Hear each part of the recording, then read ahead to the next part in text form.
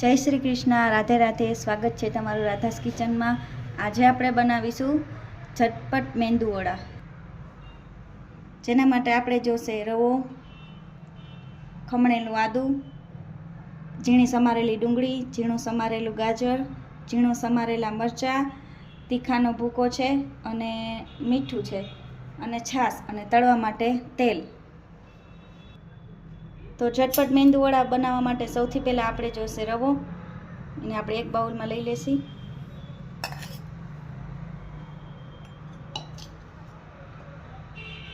હવે આપણે એમાં ઉમેરી દેવાની છે છાશ.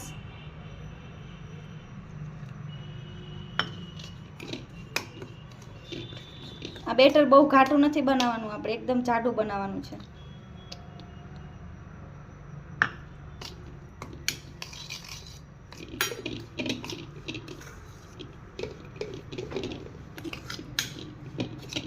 અને આપણે સરખી રીતે મિક્સ કરી લેવાનું.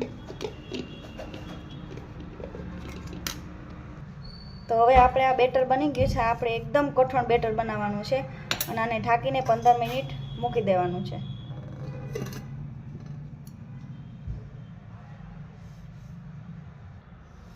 તો હવે આપણે 15 મિનિટ થઈ ગઈ છે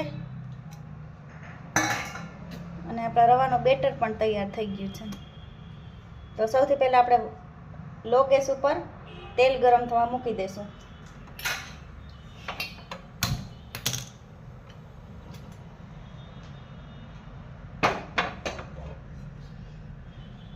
હવે આપણે આમાં ઝીણા સમારેલા ગાજર,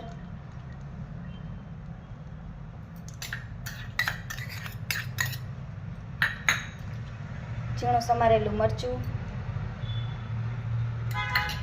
ઝીણી સમારેલી ડુંગળી, ખમણેલું આદું,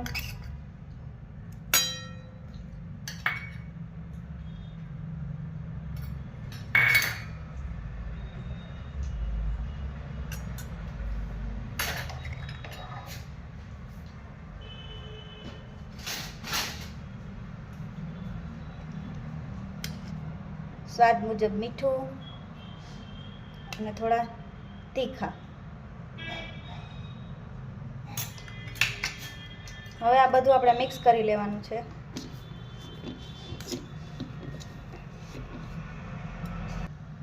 હવે આપણે આ બધું મિક્સર તૈયાર થઈ ગયું છે.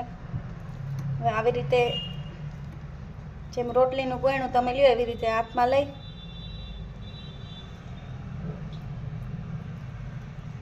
આવી રીતે તૈયાર કરી લેવાનું.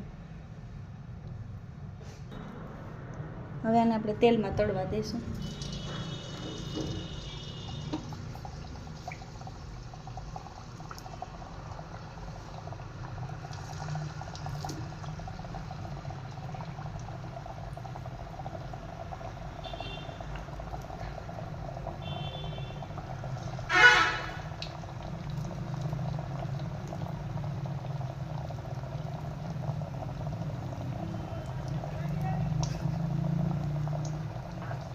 આવી રીતે એક એક કરીને આપણે બધાય મેંદુવડા તેલમાં તળવા મૂકી દેવાના છે.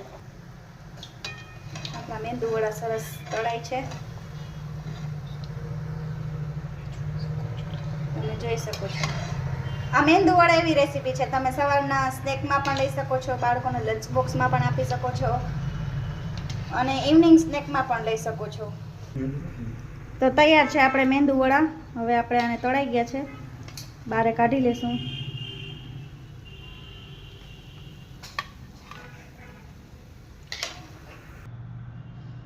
તો તૈયાર છે આપણા મેંદુવડા, એકદમ ક્રિસ્પી અને અંદરથી પોચા.